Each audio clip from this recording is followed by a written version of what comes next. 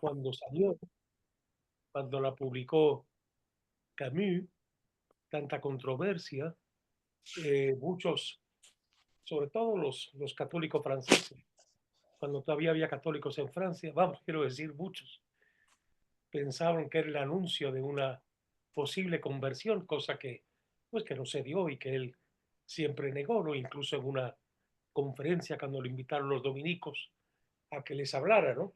Pero, pero en fin, pero fíjate que viene muy a cuento ahora porque he estado terminando, me faltan unas poquitas páginas, el reportaje del novelista Cercas, a que Ah, yo estoy ya. leyendo mucho El que como hizo novelista. sobre el Papa. Sí, El Loco de Dios. 400 páginas, ¿eh? 400 páginas. Quizá a veces se arrastra un poquitín, pero para mí era de gran interés, en primer lugar, porque no tenía idea de Mongolia.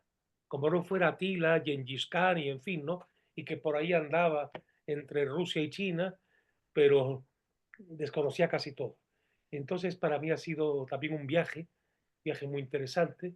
Cercas es un notable observador, pero luego también las cuestiones que plantea, ¿verdad? Que tienen que ver también con la caída, muchos de los problemas que ahí se plantean. Es decir, cómo, vamos, el hombre y la mujer contemporáneos no han podido dejar de lado ni el problema de la culpa, que está muy claro en la novela La Caída, muy claro, el problema de la falta de sentido, el problema de sentirse inauténtico, ¿para qué vivo?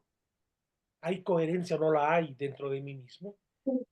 Las evasiones por las que muchos se van, ¿no? Estamos en un mundo en que a la depresión sigue la evasión. Y esto es muy serio. Y de hecho en el reportaje le plantea Cercas a los católicos vaticanistas, al propio Papa, les plantea cómo, cómo llegar, pues, ¿no?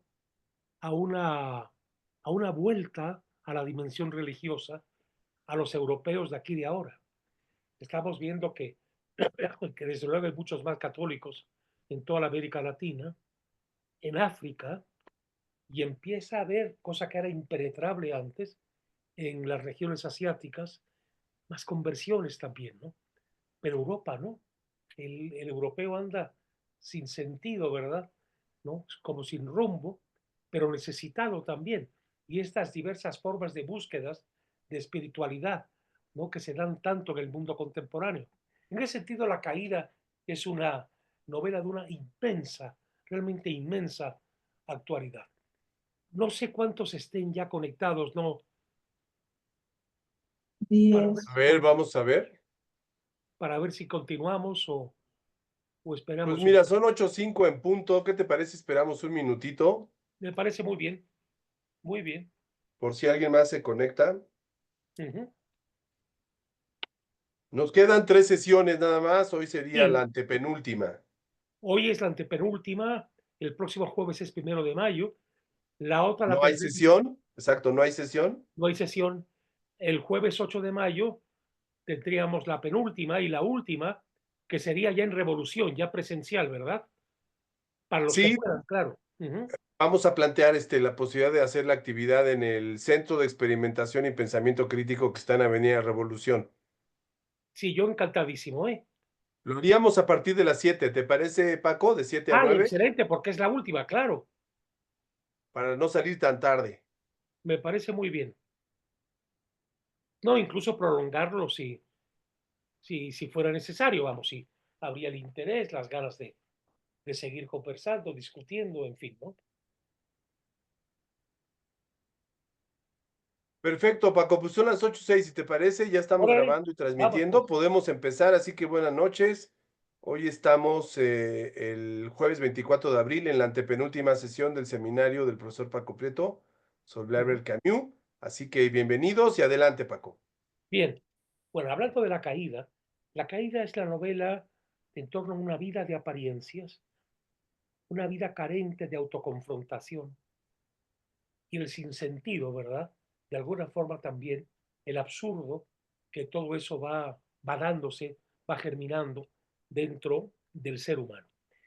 Camus tiene otro libro, otro que se llama Moral y Política.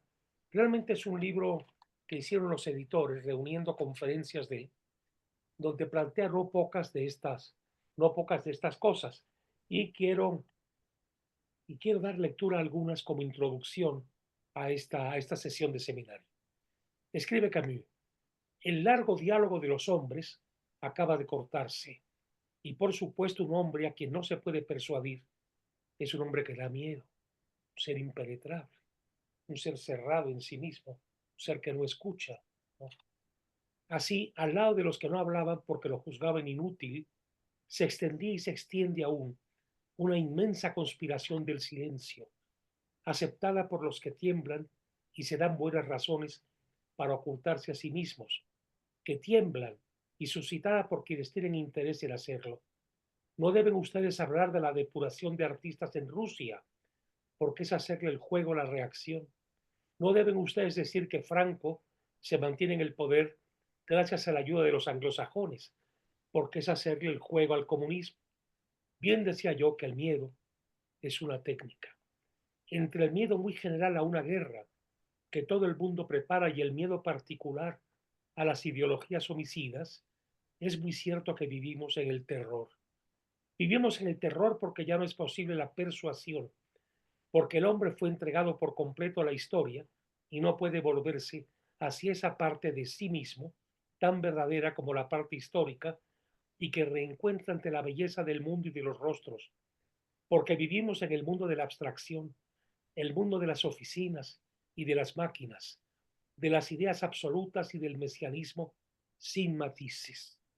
Nos asfixia esa gente que cree tener la razón absoluta, ya sea con sus máquinas o sus ideas. Y para todos aquellos que no pueden vivir sino en el diálogo y la amistad de los hombres, este silencio es el fin del mundo. Es una crítica muy seria a cosas que nos estamos encontrando y que estamos viviendo en este momento. Por otro lado, llama también la atención, y esto sí, quizá choque con la sensibilidad de este tiempo de ahora, siglo XXI, es la preocupación por una dimensión de ideas y creencias, por una dimensión moral en el ser humano.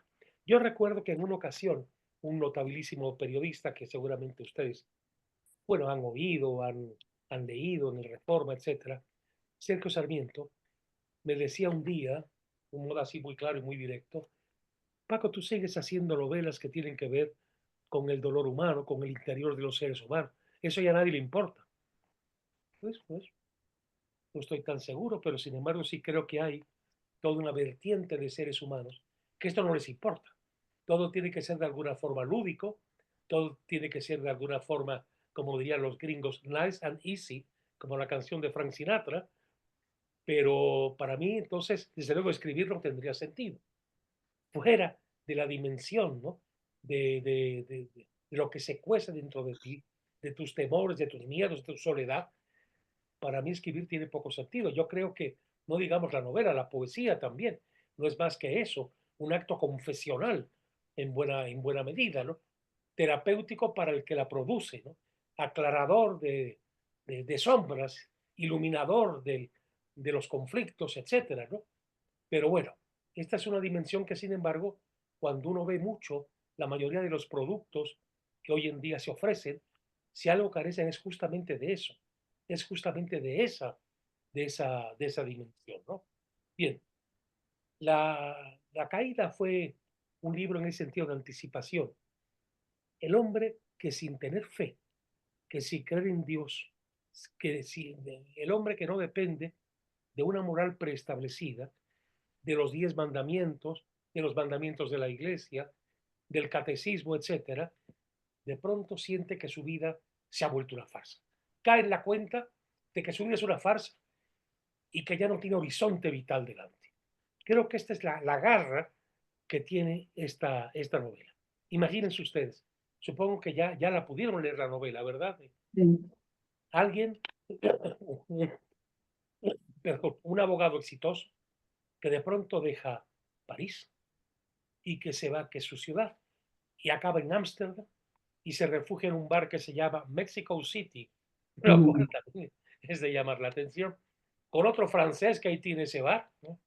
y que ahí vive, ¿no? Entre borrachos, briagos, charlatanes, jugadores, gente que pasa de vez en cuando, y hablando con el otro se habla consigo mismo, y el otro a su vez lo está confrontando y se está confrontando a su vez a sí mismo. Una novela que tiene ese punto, ese momento de culpa, aquella vez que en París va por las orillas del Sena, una mujer presiente que esa mujer se puede echar al río, se va a matar, y él sigue, y viéndola no la ve, etcétera, y luego aquello se le queda dentro y de alguna forma le revela con una gran violencia el por qué él asumió una vida que no tenía sentido, una vida radicalmente falsa que confirma la caída, es decir, la carencia de ruta, la carencia de horizonte vital. Es curioso porque esta novela, que el 16 de mayo del 56 apareció la primera edición, aparecieron 16.000, perdón, aparece la primera edición de 16.500 ejemplares. Pero poco más tarde se han vendido ya 126.000 ejemplares. Es decir, algo provocó, como siempre suele ser de un libro de boca en boca, de comentarios de cafés, de reuniones entre amigos, y empieza a cundir, digamos, como la necesidad y la tentación de acercarse a ese libro. Ese libro lo va a leer un novelista del tiempo, algo mayor que Camus, François Mauriac. François Mauriac nació en 1885 y sería premio Nobel poco después de André Gide en el 50 y tantos, pues. Camus es el premio, como ustedes saben, del 59. Bien, Mauriac siente la ausencia de Dios en la caída, a diferencia de los que creyeron ver que Camus anunciaba la posibilidad de una conversión. A Camus le falta pasar su vida por ese crisol, el juicio de Dios al que está sometido el cristiano.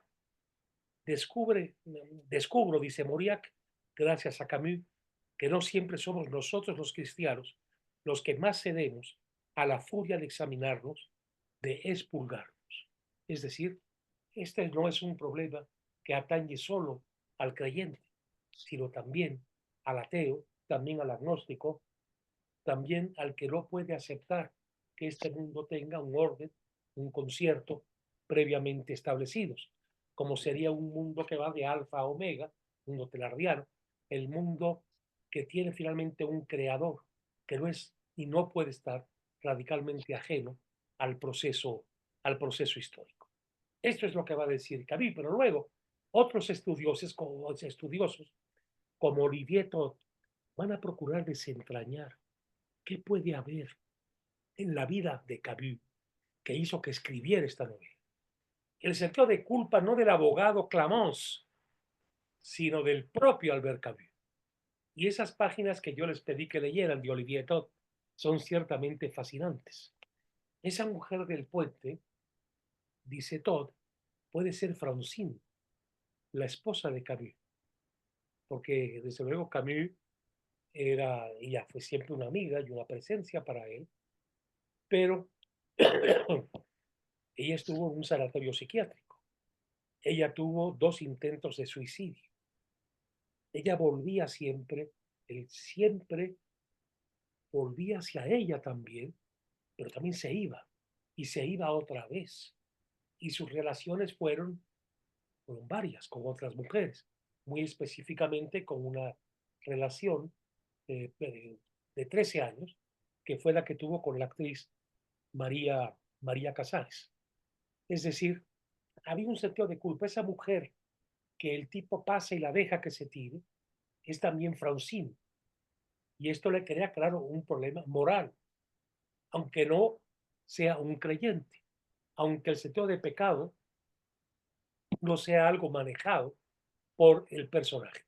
Creo que es interesante que nos acercáramos a algunos de los puntos de lo que dice Olivier Todd de esta novela, ¿no?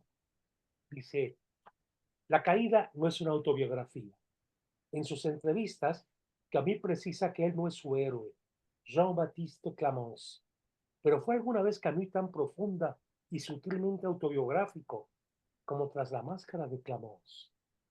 ¿Creen ustedes que un novelista no tiene por qué hacer autobiografía, ni hacer memorias, ni ser, ni procurar ser fiel a lo que sucedió realmente en un momento de su existencia? Porque estaría mintiendo, seguramente. Es decir, nos podemos interpretar en nuestro pasado de formas tan diversas. El mismo tiempo nos va cambiando la perspectiva. Pero cuando el novelista se sitúa en un personaje de ficción, en un personaje que surge de una interior confrontación, que surge de la misma duda, de la misma no certidumbre, de por qué hizo lo que hizo, por qué no hizo lo que no hizo, por qué hoy se ve como un extraño ciertas actitudes y otras, sin embargo, las sigue sintiendo próximas. Cuando el novelista en fin inventa, están saliendo muchas otras posibilidades que no tenían por qué haberse dado ni haberse encontrado en su mismísima vida concreta. De aquí la riqueza, pues, de la invención. Ya cuando él escribe La peste, él recuerda un pensamiento de Daniel Defoe, el autor de El año de la peste y de Robinson Crusoe, que uno puede dar con una mayor efectividad una historia que pasó a través de otra historia que no pasó y que va a llevar todas las posibilidades de lo que realmente sucedió hasta sus últimas consecuencias. En ese sentido, el novelista es un mentiroso para hallar una verdad mucho más honda, mucho más profunda y mucho más decisiva. Y dice todo. Conocen a Camus, amigos e íntimos no se engañan. Conocen a Camus y lo reconocen. Una de sus lecturas avisadas, Francine, o sea, la esposa, comprende que su marido, su hermano, su hermano del alma, quiere entregar una parte de sí mismo, al igual que una parte del ambiente parisiense en el que se sienta disgusto. Ella y algunos más saben que corresponde al episodio simbólico de la joven que se arroja al Sena desde el Pont des Arts, el Puente de las Artes, donde, por cierto, donde se arrojó también el gran poeta Paul Celan, ¿eh? Ahí se tiró también y ahí se mató porque no pudo resistir, como tantos otros judíos que salieron del campo de concentración, el vivir cargando ese pasado atroz de todo lo que vivieron en el campo, en Auschwitz, en Dachau, donde hubiera sido. Levi, el de la tregua, Paul Celan, y muchos otros, que finalmente se suicidaron. Y otros que, como Semprún, quizá con una gran vitalidad, no somos dueños de todo de nuestra vida tan fácilmente como se quisiera, y Semprún, que tiene una enorme vitalidad, decidió callarse años y años y años, a lo que le dio sentido con el título de una novela magistral y autobiográfica que se llama La escritura o la vida, o escribo o vivo. Pero para eso se requiere una gran vitalidad, ser un ser no depresivo. Cuando uno ve a Semprún, que lo entrevistaron mucho en México cuando vino, lo entrevistó en el canal 22 Pepe Gordo, lo entrevistó pues muchas personas, ¿no? Ignacio Solares, en fin. Este, Uno ve a Semprún como un hombre lleno de vida, de entusiasmo. Y lo último que escribió, después de esos dos libros que tienen que ver con el campo de concentración, que uno los lee y uno siente que está en la ficción. Eso es muy interesante. Uno siente que está en la ficción, que está leyendo una novela. Eso es maravilloso. Digo esto por lo siguiente, ¿eh? Porque cuando Semprún contó su clandestinaje en España, cuando era miembro del Partido Comunista y estaba ahí para reorganizar las fuerzas antifranquistas y sobre todo de los comunistas en España, bajo el seudónimo de Federico Sánchez, que entre otros tuvo también que procurar calmar a Julián Grimau, que fuera más discreto, que fuera más tranquilo, que se cuidara, que lo iban a cachar, que bla, bla, bla. Cuando uno lee la autobiografía, uno está en un reportaje. Por más que él quiera que sea una novela, por más que él diga, yo imaginaba, yo pensaba, yo sacaba las cosas que la acción no me dejaba detenerme en ellas y sin embargo vuelve otra vez al documento, a personas de la vida real. ¿Cómo actuaron esas personas de la vida real? ¿Cómo era Carrillo? ¿Cómo era este? ¿Cómo era el otro? Y uno pierde esa cosa mucho más profunda de la invención literaria. Pero en las memorias del campo de concentración, uno está en una novela. Magia, esto solo es magia, esto es una sensación, una vivencia que tenemos cuando lo leemos, ¿verdad? Por ejemplo, todo lo que él imaginaba de los alemanes que vivían en una casa frente al campo de concentración, vieron o no vieron, no quisieron ver lo que estaba pasando, etcétera. Ese momento en cuando salen liberados, y como él habló desde muy niño el francés, los franceses lo tenían como un paisano. Y uno de los franceses, que era amigo de él en el campo de concentración, cuando entran en Francia le dice, no sientes, padre, esto de volver otra vez a la patria. Dice, ya no me jodas, va con otra patria, ya tengo bastante con una. Es decir, con España no me eches otra encima, ¿verdad? Pero así era Semprún, lleno de vitalidad, de fuerza, y esperó mucho tiempo. Y lo último que escribió, lo último que publicó, fue cuando lo torturó la Gestapo en París. Que entre otras cosas le sacaron las uñas, ¿eh? Que debe haber sido algo terrible. Sin contar los baños de agua fría, el ahogarlo así en el agua para que sintiera que ya se moría, etcétera, etcétera. Y eso lo cuenta también como un reportaje ya a distancia, cuando ya está muy cerca del momento final, ¿no? Bien, Camus tiene que contar sus culpas con respecto a Francine. No puede evitar pensar que él es corresponsable de alguna forma, por más que seamos libres, por más que somos seres que nos autodeterminamos, de la angustia, de la soledad de Francine y de su propio abandono de Francine. En fin, vamos a continuar un poquito con este texto, creo que vale la pena. Camus le ha dado a leer algunos fragmentos del libro a su esposa. Ella le ha dicho, siempre estás defendiendo las causas de unos y otros, pero oyes en realidad los gritos que te lanzan. El grito de la joven a la que Clamence no salva es también el grito contenido de Francine. Al ver, no lo ha escuchado u oído, y de otras mujeres. Quilliot, que trabajaba en el salón de la Rue Madame, no olvidaba el día en que Camus le dijo que no podía almorzar con él. Otro día se lo explicaría, y lo hizo. Mi mujer ha intentado suicidarse. Por supuesto, la caída no es completamente autobiográfica. Clamence no tiene hijos. Dice, es muy difícil separar lo verdadero de lo falso en lo que cuenta. A veces la novela te lleva a esos derroteros, ¿verdad? Que tienes que asumir quizá a veces a regañadientes, porque estás en la parte lúdica de la creación de una novela. Y Camus tenía hijos, pero si el personaje de la Chute tenía hijos, no se podía llevar la novela a ese efecto de significación tan grande que tiene en un hombre que finalmente está solo, solo frente a sí mismo, ¿no? Esta es la diferencia, pues, está, si no te tienes que quedar contando la cotidianidad, los momentos de reposo que puede dar el tener que ocuparte de unos niños entonces, de unos adolescentes más tarde, etcétera. Dice, es muy difícil separar lo verdadero de lo falso en lo que cuenta. Clemence Camus tiene razón. Aunque disimula, el autor no miente. La creación y lo imaginario tienen sus derechos. La caída se parece a un diamante negro con facetas legibles, a menudo límpidas por lo que se refiere a su vida, pero cuyo corazón resulta inaccesible.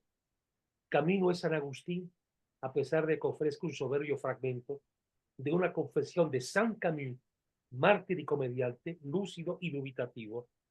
En sus tarjetas de visita, Jean-Baptiste Clamence anuncia que no es solo abogado, sino también cómico, representa, engaña a los demás, se miente a sí mismo y se explica. 8 años antes, en 1948, Camus anotaba en sus cuadernos el primer ciclo. Desde mis primeros libros hasta Nupcias, La cuerda, El hombre rebelde, todo mi esfuerzo ha consistido en realidad en despersonalizarme, cada vez en un tono diferente. Luego podría hablar en mi nombre.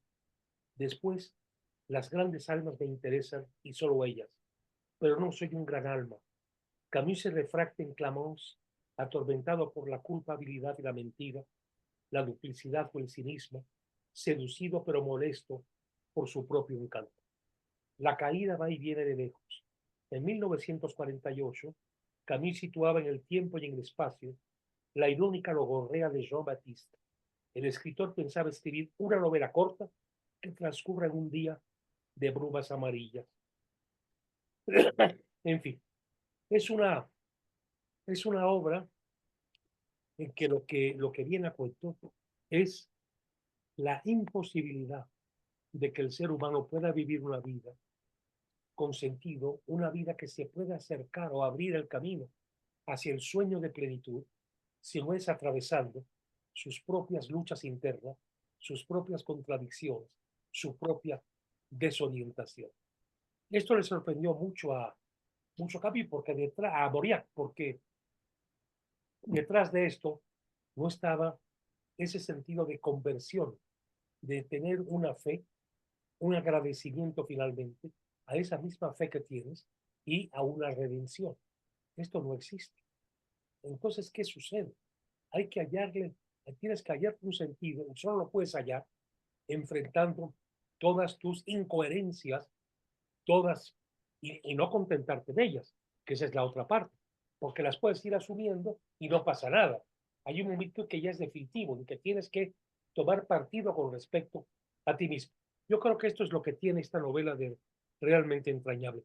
Pero antes de ir a algunos textos sacados de la novela, pues yo los quiero escuchar a ustedes sobre su lectura de la caída. Adelante, pues. ¿Quién empieza? Quien se anime, adelante.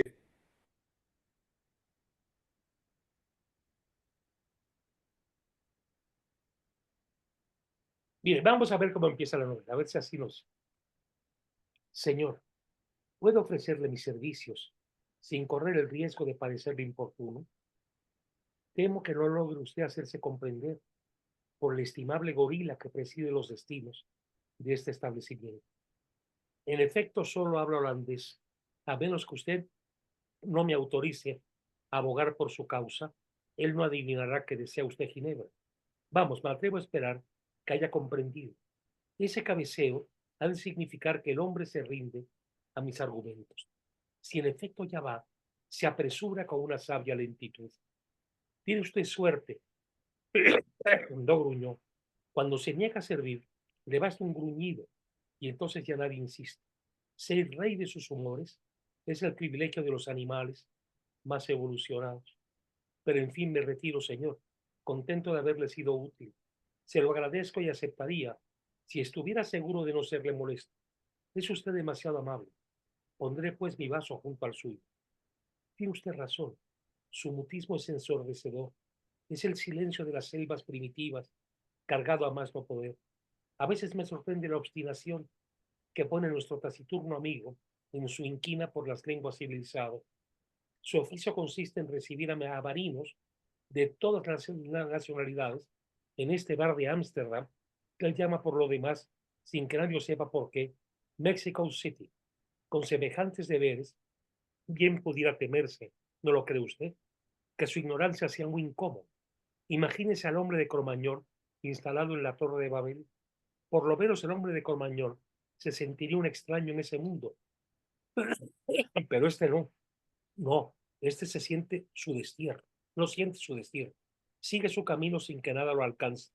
Una de las raras frases que oí de su boca proclamaba que todo era cuestión de tomarlo o de dejar. ¿Qué era lo que había que tomar o dejar? Probablemente a nuestro propio amigo. Se lo confesaré. Me atraen esas criaturas hechas de una sola pieza. Cuanto por oficio o por vocación uno ha meditado mucho sobre el hombre, ocurre que se experimente nostalgia por los primates. Esos no tienen pensamientos de segunda intención. Claro, ¿quién no ha sentido de pronto un momento difícil de la vida al ver pasar un perro, un gato? Ojalá pudiera yo ser como este. Este ha hecho lo que han hecho todos sus antecesores, ¿verdad? exactamente lo mismo, ¿no? Y un día se va a morir, se murió y ya. Y aquí no pasó nada, ¿no? Es tan natural que el perro se recoge en un rincón, se echa y adiós, ¿no? Y el gato igual. Pero el ser humano no puede, no puede. Y quisiera de pronto que su vida estuviera tan programada, tan regida y tan sin culpa. El tigre me ataca, me devora y no pasa nada. Absolutamente nada. Al tigre no le pasa nada. Y al venado, al que ataca el tigre, ataca el león, ataca, pues es su destino también. Huyó, perdió y adiós. No pasa nada. Imagínense ustedes el joven que por conspirar, por subvertir el orden injusto, está en una prisión y está oyendo los gritos de los que son torturados, sabe que su vida puede acabar y que le va a tocar a él y está fantaseando un y mil cosas y buscando estrategias para ver si puede escaparse, si puede huir y al mismo tiempo no se puede sentir tampoco un ser extraordinario. Está lleno de culpas, culpas que no ha, vamos, que culpas que no ha logrado superar, gente a la que le debe y a la que no le ha devuelto lo mucho que le debe, que se va y se va mal con los otros. Y lo peor es que no pueda salir de ahí tampoco. Es finalmente la libertad, ¿no? Y la mirada interior. Yo creo que a Mauriac y a otros, como a Bernanos, les tocó esta novela porque decían qué modo tan intenso de sentir el sentido de lo moral en alguien que no cree, en alguien que no cree porque no puede aceptar un Dios, como ya hemos dicho, como él lo dice una y otra vez, a semejanza de Dostoyevsky, que permite la muerte de los niños, que permite los torturados, que permite en una catástrofe que personas que no pudieron siquiera hacer su vida ni probar mínimamente la vida hayan sido reducidas a la nada, etc. Pero bueno, en un mundo en el cual estas cosas pretenden ocultarse, vivirse como si no existieran, como si tú pasaras frente a alguien que se va a matar y no haces nada, a lo mejor por algo tan simple como que te dio miedo, lo cual es peor. No pudiste vencerte a ti mismo y acercarte. Necesitas algo. Puedo hacer algo por usted, algo. Pues no lo haces y pasas también, ¿no? Bueno, en fin, yo creo que esto es lo que tiene esta novela de realmente interesante, importante y profunda, ¿no? Vivimos divididos y no podemos vivir en esa división y necesitamos encontrar un orden por el que este hombre finalmente lo que va a escribir es una novela, ¿no? Hay un momento en que dice el narrador, le ruego que se siente. Veo que mira este cuarto desnudo, es cierto pero limpio. Un vermeer, no hay muebles ni cacerolas, tampoco hay libros. Hace mucho tiempo que dejé de leer. Antes mi casa estaba llena de libros leídos a medias. Eso es tan repugnante como lo que hace esa gente que mordisquea un foie gras y manda a tirar el resto. Por otra parte, a mí me gustan solo las confesiones. Y la verdad es que los autores de confesiones escriben sobre todo para no confesarse, para no decirnos nada de lo que saben. Cuando dicen que van a pasar a las declaraciones, bueno, es el momento de desconfiar. Lo que harán es aplicar afeites al cadáver. Créame, soy orfebre. Entonces corté por lo sano. No más libros, no más objetos vanos tampoco. Solo lo estrictamente necesario. Limpio, ilustrado como un ataúd. Por lo demás, en estas camas holandesas, tan duras con sábanas inmaculadas, embalsamadas de pureza, muere uno ya en una mortaja. No se olvide tampoco que Ámsterdam, la floreciente Holanda, la desarrollada Holanda, la Holanda que ha dado tanta tecnología al mundo, etcétera, etcétera, toda esa fortuna vino del tráfico de esclavos, del tráfico de africanos. El lugar también tiene un sentido. Los holandeses en eso no reparan. Los holandeses de eso no hablan. Los holandeses, por ejemplo, si uno está en Rotterdam, lo llevan a uno a un cementerio y le dicen a uno, aquí están enterrados todos mis paisanos, mis ancestros, que mataron los españoles, el duque de Alba, etcétera, ¿no? Eso sí se acuerdan. Y de los miles y cientos de miles de negros que vendieron en todas partes, que concentraron, ¿no?, en el norte de África para luego irlos a vender como mercancía a cuanta parte del mundo existe, enriqueciendo a jefes de tribus corruptos que vendían a sus propios países. De eso los holandeses lo hablan. Pero la Philips y todas las grandes compañías holandesas vinieron de la acumulación de capital por el tráfico de esclavos africanos, ¿verdad? Pero sí, hermanos, y el duque de Alba. Siempre hay alguien, ¿no?, que tiene la culpa para librarnos nosotros de la misma culpa. Esta novela tiene que ver, claro, con un hombre que parte de su propio sentido de culpa, de sus propias instancias interiores. El novelista, de alguna forma, o al menos este tipo de novelista, tiene que, el sentido de su vida es de alguna forma explicarse también a sí mismo, pero tiene que dejar entrar a otros, porque si es solo sí mismo, es incomprensible. Sí, para que lo resientas tú, lector, y tú, otro lector diferente, es necesario que yo amplíe el prisma del personaje también. Otra vez volvemos a lo que habíamos dicho. La mentira, para alcanzar una verdad mayor y mucho más profunda, y una verdad que toque también a los otros, que me permita finalmente comunicarme con los otros. Lo cual quiere decir que finalmente creo que el sentido de la vida está también en la comunicación humana, en la comunicación con los demás, en la comunicación interpersonal. Es una novela desgarradora. Olivier Todd, por ejemplo, nos va recordando cosas en su, en su estudio de la caída, de que Camus era también terriblemente celoso y terriblemente posesivo. No podía perdonar, por ejemplo, que en una escena en una obra de teatro donde actuaba María Casares, Gérard Philippe en un momento le tocara su intimidad en el escenario.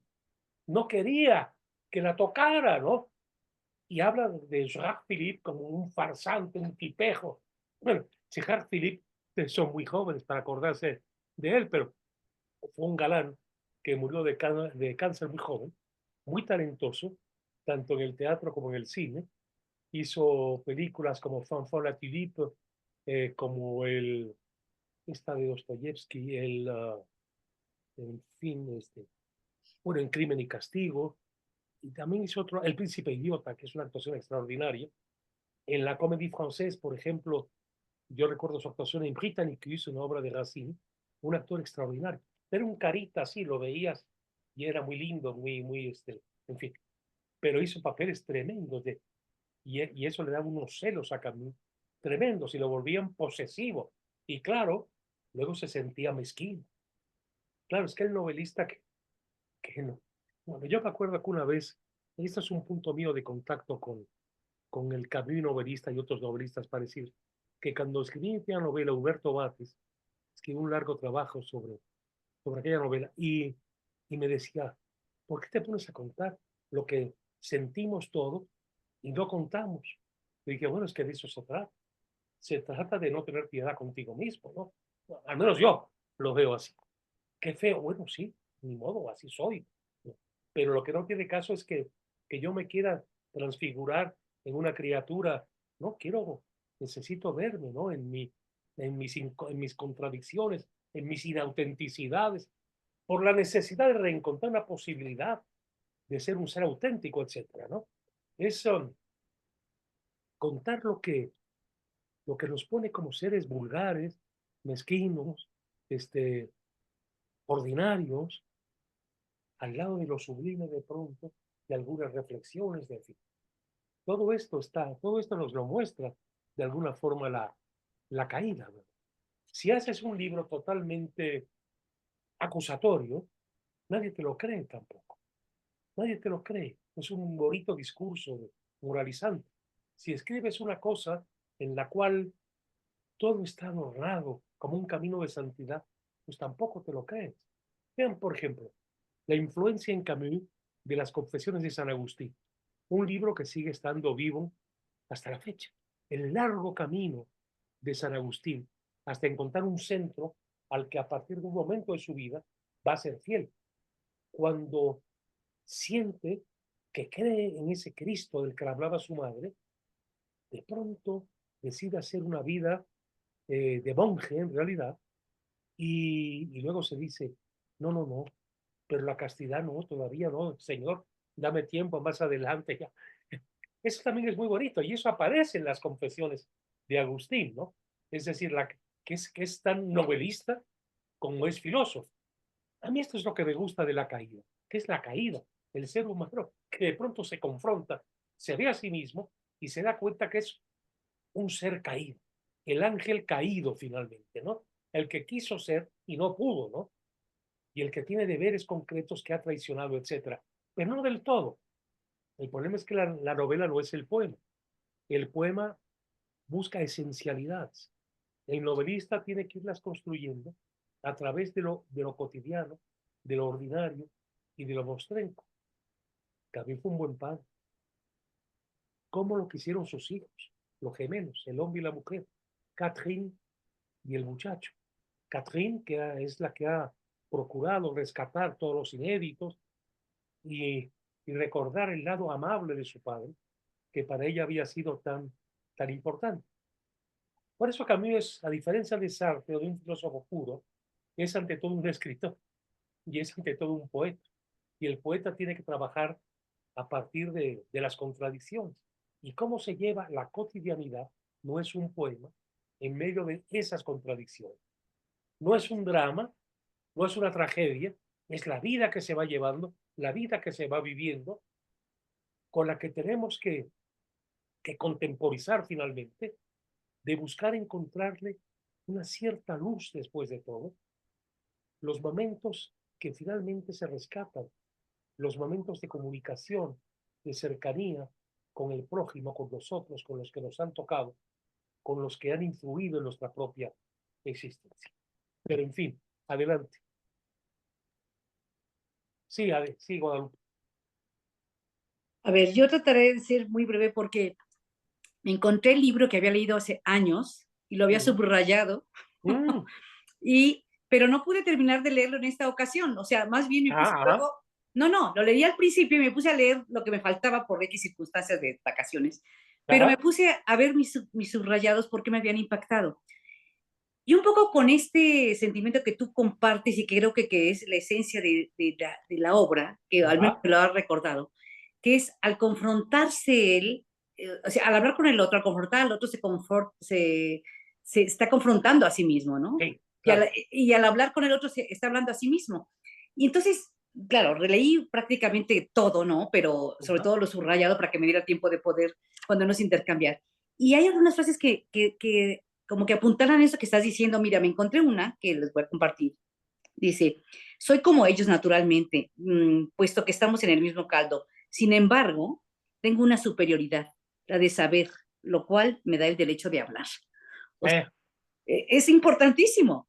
O sea, claro, la de saber me da derecho de hablar, ¿no? Y otra que decía, la confesión de mis faltas me permite repetirlas con mayor ligereza y gozar dos veces. Primero de mi naturaleza y luego de un encantador arrepentimiento. O sea, va como que él dándose cuenta de sí mismo, cómo está enfrentado a sí mismo, ¿no? Dice, sí, hemos perdido la luz, las mañanas, la santa inocencia de aquel que se perdona a sí mismo.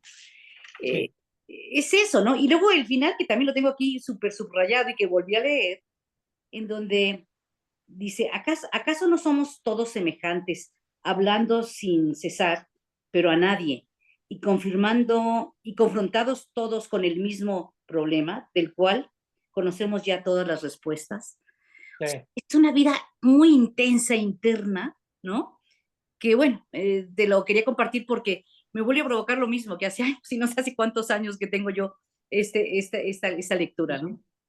Claro, claro. Es que yo creo que finalmente la grandeza de este libro consiste en que nos va metiendo, lo vamos leyendo y nos vamos metiendo en nosotros mismos también, ¿no? Exacto. Es decir, eso es esa es esa vía que tiene la novela, ¿no? Para hacer un poco de luz en nuestras tinieblas y también en nuestros momentos de lucidez, ¿no? Se identifica uno con una serie de situaciones que describe, de sensaciones, sí.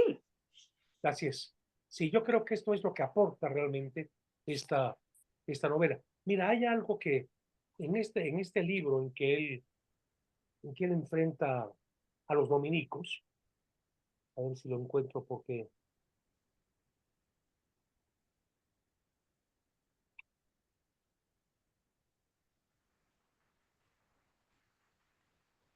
Bueno, vamos. Es que dice, uno de los suyos me envía su libro sobre el marxismo. Cortésmente sí, pero haciéndome notar que no conocí la libertad en Marx. Es verdad, la conocí en la miseria, pero la mayoría de ustedes no saben qué significa esa palabra. Habla de otro tipo de inautenticidad, ¿no? El pueblo, los pobres, nunca lo han vivido, él sí lo vivió.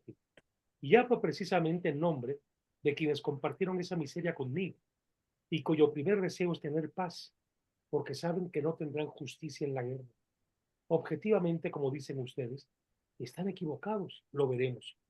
Pero no acuse entonces a los intelectuales o a la vida interior y reconozca claramente que en su sistema no se admite un obrero opositor, como tampoco un intelectual disidente.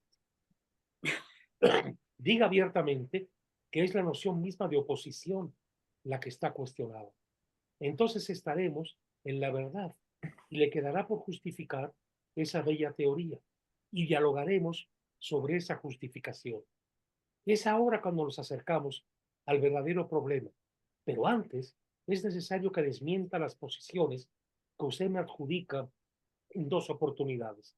No son el capitalismo y el socialismo lo que condené, usted lo sabe bien, sino aquellas de sus ideologías que han adoptado la forma de conquista, es decir, el liberalismo imperialista y el marxismo. Y desde este punto de vista, voy a sostener lo que ya dije antes, que estas ideologías, nacidas hace un siglo, en tiempos de la máquina de vapor y del optimismo científico ingenuo, están hoy caducas y son capaces, bajo su forma actual, de resolver los problemas que se plantean en el siglo del átomo y de la relatividad. Usted eligió la máquina de vapor y eso le impide ver, por ejemplo, que se le pueden hacer muchas objeciones a la idea de un parlamento mundial, salvo la de codificar la anarquía, como usted dice. La anarquía, en sentido corriente, solo existe en una sociedad cuando uno hace lo que quiere y todo lo que quiere. Y la anarquía de nuestra sociedad internacional proviene precisamente de que cada nación solo se obedece a sí misma en un momento en que ya no existen economías nacionales. La anarquía es hoy la soberanía y es fácil ver que es usted quien la defiende en beneficio indirecto de algunos estados burgueses o policiales. Y dice luego, el otro día en la Sorbona, dirigiéndose a un conferenciante marxista, un sacerdote católico decía en público que él también era anticlerical. Y bien, no me gustan los sacerdotes anticlericales, tampoco las filosofías que tienen vergüenza de sí mismas. No trataré, pues, por mi parte, de hacerme el cristiano ante ustedes. Comparto con ustedes el mismo horror por el mal, pero no comparto la esperanza de ustedes y sigo luchando contra este universo en que hay niños que sufren y mueren. Dice, después me explicaron que la condenación se había llevado a cabo perfectamente, pero en el lenguaje de las encíclicas, que no es claro. La condenación se había llevado a cabo y no había sido entendida. ¿Quién no se dará cuenta ahora dónde está la verdadera condena? ¿Y quién no verá que este ejemplo aporta en sí mismo uno de los elementos de la respuesta?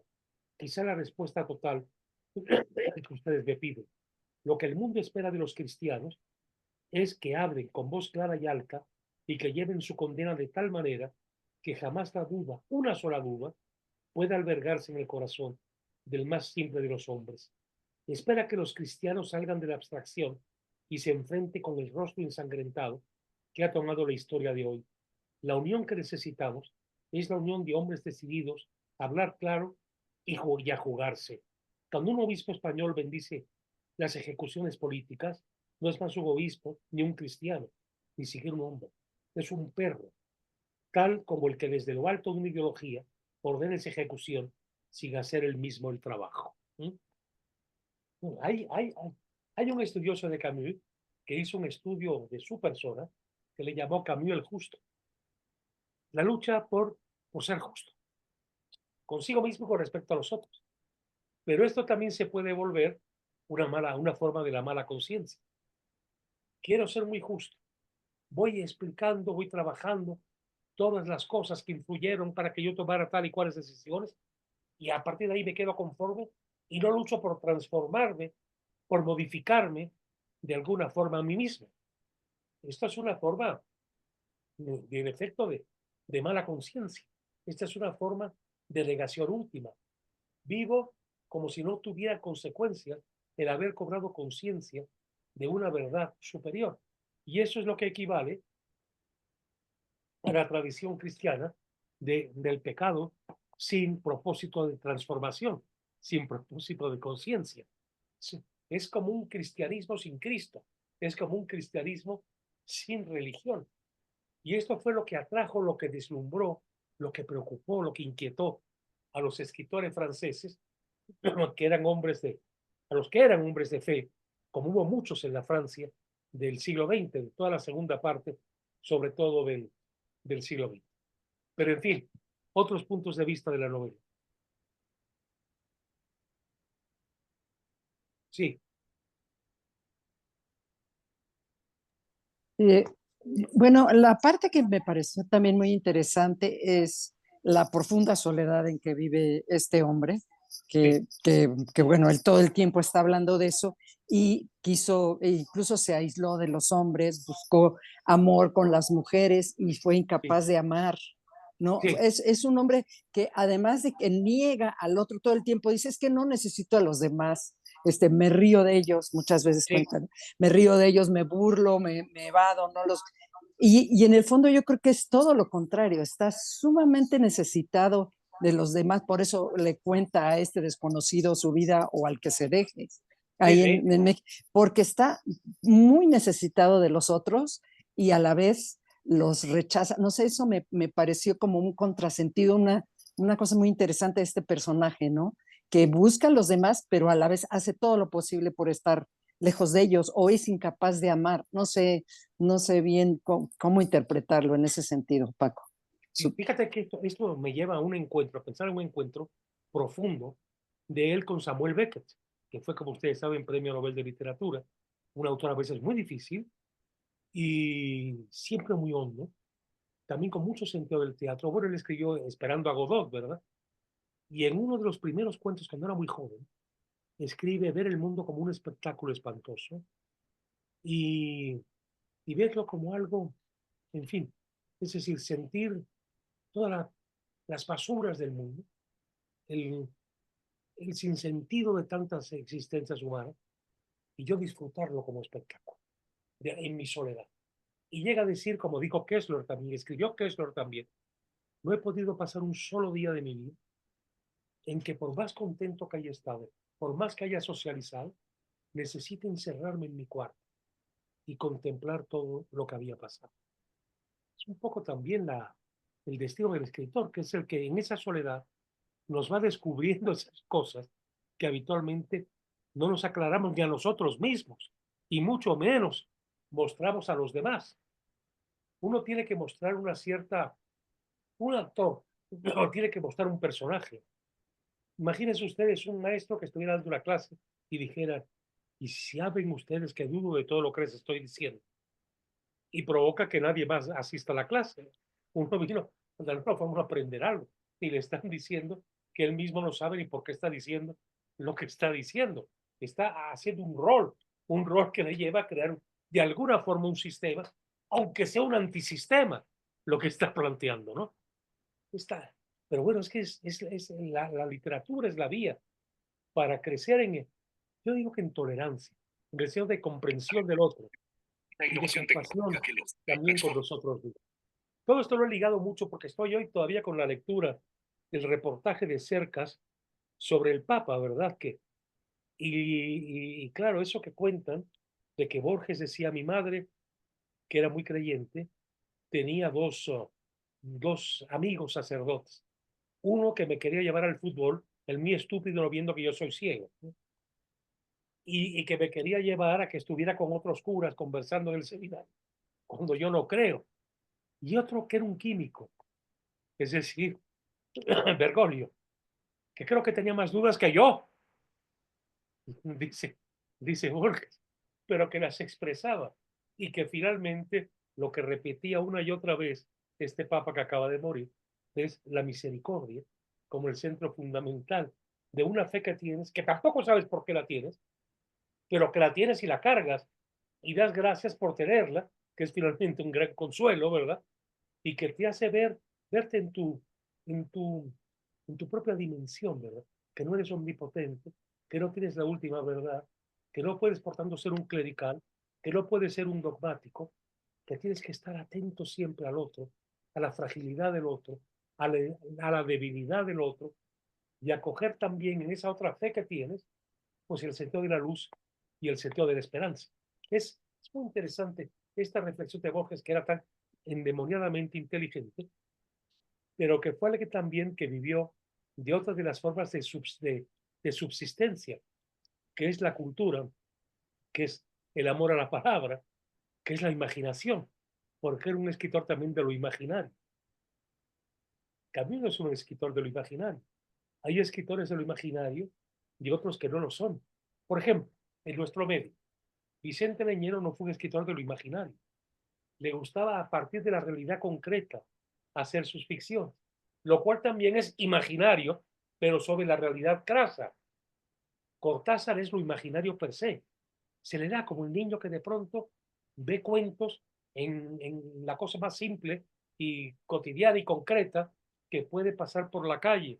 Un abarrotero discutiendo con la abarrotera, haciendo que el perro no moleste a los compradores, etcétera. Y eso lo transforma, lo transfigura en algo absoluto y radicalmente imaginario. Y hay escritores que parten de la realidad y a partir de la realidad y desde la realidad, como Semprún, como Leñero y como otros. Y hay otros escritores de la vida interior que la defienden, porque sin vida interior, ¿dónde está la posibilidad de hacer una distancia con el mundo, del ejercicio de la crítica, de hacer ver los equilibrios perdidos, etcétera, etcétera? Pero finalmente hace falta de todo esto para hacer un mundo, para ver un mundo, ¿no? Para acercarse a las diversas formas de experimentar la existencia. Camus es un escritor, desde luego, de la vida interior. Un escritor de la vida interior, un escritor, pero no de la vida interior hermética, de la vida interior que que no se va alimentando de las realidades cotidianas, de las experiencias de las personas del entorno, etcétera, etcétera. Él no es un escritor tampoco de una gran producción. No sabemos si hubiera vivido más que, pero en realidad son como que novelas que dan todo un universo, ¿verdad? Como si vivió lo necesario para hacer lo que finalmente nos dejó. Hay escritores que pueden estar alimentando constantemente, como Graham Greene. Graham Greene es que hasta los 90 años escribió su última novela y siempre son historias de lo imaginario, son historias del problema moral, del bien y del mal, y son distintas. Y algunas novelas que son mucho más sencillas, pero que son de un tejido muy fino, donde sus grandes obsesiones, en otra dimensión, más ligera, menos, menos hondas, van apareciendo también. Decía Ibargüengoitia, cuando escribió Dos Crímenes, dijo, me propuse hacer un entertainment después de haber escrito Las Muertas. Recuerden ustedes que Las Muertas es una novela terrible de la banalidad del mal. Lo más sorprendente de esa obra de Ibargüengoitia es que nos cuenta la historia de las Poquianchis, en que si algo aparece es el horror ante el mal, o es la presentización.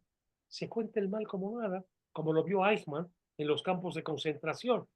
Es el único modo de hacer creíble también la novela, contarlo así como una cosa objetiva, gente que está hecha a esa brutalidad, gente no se asombra, que no se plantea moralmente lo que hacen, y ahí lo va contando. Y es dolorosísimo. Recuerde que una de las prostitutas, que se llamaba Blanca, que encantaba a todos los clientes, que a veces iban de Jalisco a Guanajuato y de Guanajuato a Jalisco o a Querétaro para estar con ella, y luego una nota al pie de página y dice, Blanca era negra. Toda la novela está contada así.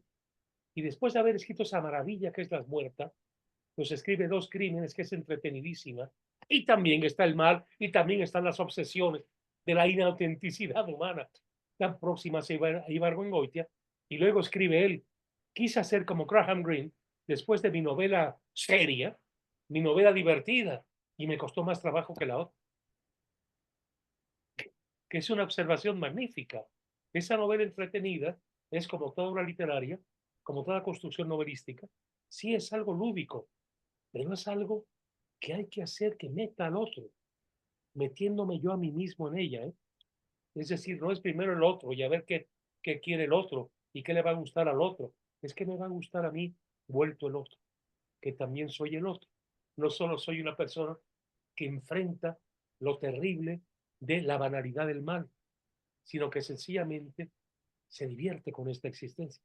Como que a mí amaba profundamente el teatro, ir al teatro, llamaba profundamente ir a ver una buena corrida de toros, llamaba profundamente las cascaritas de fútbol, llamaba profundamente jugar con sus hijos y quedaba deslumbrado con una mujer tan dueña de sí misma, tan segura de sí misma, como era María Casals, la actriz que era hoy este personaje y mañana otro personaje, y en el café una mujer encantadora, llena de humor, que de alguna forma aliviaba la miseria que padeció de niño, la desnutrición que padeció de niño, lo duro que fue para él hacer una carrera universitaria, y todo esa es la alegría y la espontaneidad de María.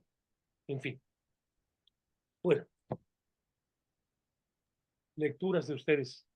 Paco, un paréntesis. Ahora que hablabas ay, ya se me fue. Se me acaba de ir el nombre de este escritor mexicano que hacía teatro también. No, de antes de Ibargüengoitia, de Leñero. Ahora que hablabas de Leñero, también recordé a alguien, a un escritor que ha quedado medio olvidado, que es Ricardo Garibay. Él también era un escritor más bien de lo exterior, ¿verdad? Él más bien reflejaba lo que veía más que su propio interior, ¿es correcto? Sí, fíjate que Garibay, en Garibay hay varias cosas interesantes. Una e importantes otras. Una es el Garibay con el oído extraordinario que tenía, ¿no? El oído que era maravilloso, ¿no? Cómo reproducía las hablas y tú podías leerlo y reconocías a cada personaje por el modo en que hablaba. Era un oído privilegiado. Por otro lado, el reportero también, el Púas Olivares, bellísima bahía, sentado en Acapulco, etc. Y otro, el Garibay que lleva una vida interior y que está en beber un cáliz, la muerte del padre, lo que fue el padre con el que tuvo, en él había un ser desafiante siempre, Garibay, porque tuvo que luchar contra un padre autoritario que le sintió necesario y al que reconoce como formador de sí mismo, a pesar de todo el dolor que le hizo padecer por el autoritarismo mismo del padre. El Garibay que fue boxeador, que buscaba el reto, el desafío, etcétera, etcétera, ¿no? Luego el Garibay del joven aquel, que es la novela en la que muestra esta cosa de aquella mujer que le dijo que no, de aquella mujer que él deseaba y que él buscaba, y se muestra en su fracaso, en algo que se le quedaría para siempre, a tal punto que el personaje, hay algún encuentro con la vida real, pero bueno, tiene que reencontrarlo en la hija, años más tarde. Y al mismo tiempo otro hombre que también se negaba a sí mismo, porque se inventó que el artista merecía todo. Entre otras, podía ser corrupto por la obra. No fue el único, Daniel Defoe fue otro caso, ¿no? Froilán me contó muchas historias del Garibay de los cochupos, de aceptar la casa de Cuernavaca que se la regaló Echeverría, etcétera, etcétera, y su ingenuidad también en el fondo, pensando que Echeverría iba a echar la mano para defender a Che, o a defender. Yo le hablo, Julio, yo le hablo. Y por supuesto que no le contestaron el teléfono, lo cual para una soberbia como la suya, pues estoy haciendo ya novela de Garibay. pero esto es una tendencia que tenemos todos los que hacemos novela. ¿Cómo lo vivió el otro? ¿Qué sentía el otro? ¿Cómo el otro hizo lo que hizo? ¿Cómo permitió tal y cual cosa? En fin, es cuando el novelista se siente frente a un material de trabajo. Eso es muy materialista, pero también es la realidad. Y hay escritores que, sin embargo, no son escritores que tienen sueños, que tienen fantasías, que de la cosa más realista sacan algo transfigurado totalmente, ¿no? Es otro tipo de autor. Yo siempre he comentado, por la gran admiración que en nuestro medio suele tenerse por Julio Cortázar, que a mí es un autor que siempre digo, bueno, todo lo que hace está bien, pero a mí no me dice nada. Quiero decir, no agarro un libro con emoción, ay, voy a leer otro de Cortázar. Apareció un inédito. Pues no, prefiero a Borges, a lo mejor, porque la vena intelectual de Borges, que se liga a lo imaginario, me llega mucho más hondo que la pura cosa lúdica que yo siento en Julio Cortázar y que por lo mágico, que a mí tampoco me atrae mayormente. Yo de los argentinos decía, prefiero Sábato, pero Sábato es el escritor filósofo, el escritor del dolor, el escritor. Todos tenemos inclinaciones, tenemos que encontrar a nuestros autores finalmente. Pero yo creo que escritores como Camus arrojan mucha luz cuando hay frivolidad en el mundo, cuando hay inconsecuencias en el mundo, cuando hay ligereza en el mundo, y hace ver que las cosas son muy dolorosas y que tienen consecuencias terribles. La banalidad del mal. Ay Dios, hay una novela de las que creo que es la novela que más me ha impresionado en todo el siglo XXI. Una novela de Jonathan Little, una novela de Jonathan Little que se llama Las Benévolas. No sé si ustedes la han leído. No sé si la han leído. Ah, la recomiendo muchísimo. De esa novela hay que decir antes que es como aquella obra muy fuerte del cine, de un hombre que queda mutilado en la guerra y que el crítico francés de la revista Paris Match dijo, vaya usted a verla si usted tiene un corazón sólido. Es decir, si no, no vaya, porque va a estar desesperado, sufriendo en la sala de cine y se va a ir o va a salir a emborracharse para olvidarse de la realidad, etcétera. Las Benévolas es una novela que hay que leerla en alguna medida si uno tiene un corazón más o menos sólido, porque es terrible, terrible y de una realidad impresionante. Miren, el autor es ya un caso interesante. Hijo de judíos que estuvieron en un campo de concentración, de judíos polacos, que emigraron a los Estados Unidos, que nunca se halló en los Estados Unidos, que se fue a vivir a Barcelona, que se casó con una belga, absolutamente global, ¿no? Y sin embargo le da un golpe a la barbaridad del mal. Esas secuencias en que vemos a Eichmann con una mujer que hacía unos dulces, como son muy dados los alemanes y los austriacos, crema chantilly y todo ese tipo de cosas, unos dulces que los presume a sus invitados, que tocaba a Brahms, que tenía con otros de la Gestapo, tenía un quinteto con el que interpretaban específicamente a Johannes Brahms, que es la serenidad, la perfecta estructura, en fin, ¿no? Y ahí recibía con un anfitrión extraordinario a todos sus amigos y bailaba y hacían el que diseñó Auschwitz, entre otras cosas, el que programó todas las ejecuciones, Adolf Eichmann. Y Jonathan Little lo va contando. El hijo de padres que estuvieron en un campo de concentración. Tuvo el valor de desarrollar todo esto para ver la complejidad de la existencia. Cuando cuenta las batallas de Stalingrado, que son como 200 páginas, tortuosas, tremendas, pero con una fluidez narrativa admirable, y va viendo los asesinatos de los niños rusos, de los judíos rusos, y de pronto encuentra un niñito judío que toca el violín. Y como tiene oído musical, llama la música, se queda asombrado. Y ese niño hay que salvar. Y ese verdugo de la Gestapo es de una ternura con el niño. Y el niño lo llega a querer. No, y al niño le va a salvar finalmente la vida. Y ese hombre que tiene una fidelidad una hermana con la que padeció la soledad, con un deseo incestuoso, etcétera. En fin, este hombre, que es el protagonista de la novela, después de 500, 600 páginas que tiene la novela, y que como toda buena novela es rápida y eficaz, o sea que una vez que estamos metidos, ¿no? Y aguantamos todo lo que hay que aguantar de dolor y de horror y de sorpresa también. Y cuando escapa de la guerra, porque es muy inteligente, y escapa de la guerra, se va a París, cambia de nombre, cambia de personalidad y escribe la novela contando todo, recreándose en todo, aún en su propio dolor. Es una novela extraordinaria, pero es una novela que nos hace vivir el mal, de alguna forma. El mal y la banalidad del mal también, porque él ve todo como espectáculo, todo lo ordena, todo lo organiza, pero nos está revelando también lo que hay en el ser humano, lo que hay en la mente totalitaria, lo que hay también en que no podemos ser ni plenamente malos. Eso es lo más tremendo. No podremos ser santos, pero tampoco demonios. Y eso también es terrible.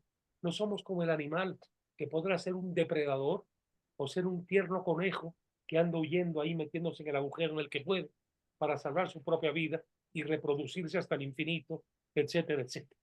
En fin, esa es esa novela que se llama Las Benévolas. ¿Y dónde se concentra también el mal en esa novela? ¿Quiénes son las benévolas? Que vienen de, claro, de la mitología griega. Los policías. Los que aun cuando ya Alemania va a caer, que hay que preparar la huida, etcétera, anda viendo si el protagonista, el narrador, es un traidor que se ha vendido al enemigo. Ya no pueden ser más que seres acartonados y policías hasta la muerte, rutinarios hasta la muerte, y sí, los seres humanos sin matices, que es una de las formas más terribles del mal, los que condenan y no pasa nada, no sufren nada, no sufren como clamamos ante esa mujer a la que no acudió a ayudarla y que en efecto se tiró al río. Es que, bueno, la literatura no nos da solución a nada, más que una luz sobre nosotros mismos, una capacidad de sentir la intensidad misma de la existencia y de alguna forma preservarnos de no pocas cosas, ¿no? Algo finalmente, en alguna medida, terapéutico, ¿no? Bueno, estos son, vean, hay una diferencia, hablando de ese libro que les pedí que lo vieran, que el de Aronson sobre Sartre y Camus. Sartre es un filósofo. El hombre de ideas puede ser también muy despiadado en función de su sistema, como el político. Es lo mismo. El político de pronto tiene su sistema, su utopía, entre comillas, su sueño, el Estado que él quiere crear, etcétera. Pero nos friega a todos, ¿eh? Porque o vas por ahí o vas por ahí. Y de ninguna forma asume una mínima crítica, porque eso significaría que su obra creadora se rompe. Por eso ninguno tolera el arte. El arte es el gran enemigo, el arte complejo, ¿no? El arte que surge de la angustia ante la complejidad de la vida. Por eso Shostakovich va a ser condenado por Stalin y Prokofiev va a ser condenado también por Stalin y por el régimen. Por eso se muere de terror aquel autor de teatro cubano cuando oye decir a Castro, escriban lo que quieran, pinten lo que quieran, si no es contra la revolución, y empieza a temblar. ¿Qué tiene usted, camarada? Que mucho miedo, mucho miedo, mucho miedo, señor. Perseguido, ¿no? Como sabía que todos los homosexuales iban a ser encerrados en campos de concentración a lo largo de toda Cuba, etcétera. El problema del artista es que puede contar, puede crear su sistema, pero tú lo tomas o lo dejas. O tomas de él lo que puedes en un momento determinado de tu vida, pero finalmente el artista hace su obra donde no quiere que te metas para nada. Cuidado que en eso se parece, ¿eh? El estadista y el creador. No me toques la obra, ¿eh? Es mi obra, es mi obra, es mi sentimiento, es mi cosmovisión. No la toques, la tomas o la dejas. Y aunque la rechaces, yo no reniego de ella, porque es el sentido mismo de mi vida. Pero a ti no te voy a matar porque no te gusta. El caudillo sí. Es todo el sistema que nos abarca a todos y al que tenemos que doblegarnos y bajar la cabeza absolutamente todos. Es el mal llevado a sus últimos extremos. Claro, se me dirá que hay excepciones. El Marqués de Sade era de hecho, un depredador también en la vida real. Pero un depredador que tampoco puede desprenderse de hacer el bien, como lo hizo en el manicomio de Charenton. Claro que no queremos una existencia perfecta y acabada en sí misma, una de dos: o nos reprimimos y nos violentamos para no ver la verdad, o vivimos con la verdad a cuestas, con la complejidad a cuestas y con la diversidad a cuestas. La diversidad que hay que aceptarla finalmente, porque explica también al ser humano, explica también y profundamente al mundo, ¿no? Bueno, yo creo que autores como Camus a esto nos lleva a ver el mundo en su dimensión compleja, en su complejísima dimensión. Camus nunca se proclama como un ser perfecto, justo, etc. Se, se ve en su complejidad, en sus caídas. Por eso el nombre tan tremendo, La Caída. La Caída, que ya he hecho referencia a esta imagen, también me impactó tanto, de Federico Fellini en La Dolce Vita, aquel hombre, aquel profesor al que todos admiraban, todos querían mucho, y un día va a su casa, agarra sus libros, tira a la calle, luego a sus hijos, luego a su mujer y luego se mata a él. Dice, pero ¿cómo es posible? Nadie pudo imaginar que en este tipo, así, así lo había vivido. O Luis Althusser, que mata a palazos, a trallazos a su mujer. O aquel otro de esa misma generación, Pulanza, que avienta también todos sus libros y luego se tira a él. O el tal Pecheux de la misma generación, que se estudia mucho en escuelas de comunicación y que se suicidó al lado de su esposa, se tira a un precipicio porque la vida no tenía sentido y porque su psicoanalista le había hecho ver que su vida no tenía, haga el psicoanalista, le había hecho ver todo esto. O a Sigmund Freud, que con toda su sabiduría, su real sabiduría, le dice a Arthur Koestler en la entrevista que Koestler le hizo, le dijo, bueno, esta cosita que tengo aquí, en el cáncer en la lengua, pero el hombre que descubre el inconsciente, en toda su hondura, no es capaz de decir este cáncer que tengo aquí, ¿no? Esta cosita que ahí tengo, no es capaz de enfrentar. Pero claro, si queremos un mundo muy claridoso, estamos perdidos, porque el mundo en principio no lo es. Hay que correr riesgos, hay que apostar finalmente, y uno tiene también que acotarse una vida en función de las propias inclinaciones y de las propias limitaciones. Bueno, todo esto es un modo de abordar. Porque para mí la chute, la caída, fue una obra fascinante que me hace ver todas estas contradicciones. Quizá el ejemplo de la novela de Litio, de Eichmann, el Eichmann de la vida cotidiana, tan social, que tocaba Brahms. Imagínense ustedes en medio de una fiesta que el diseñador de Auschwitz, de pronto con sus cuates, agarre uno la viola, el cello, los dos violines, y empiezan a tocar uno de esos maravillosos cuartetos, mientras la mujer anda repartiendo pastelitos austríacos a todos los que fueron invitados.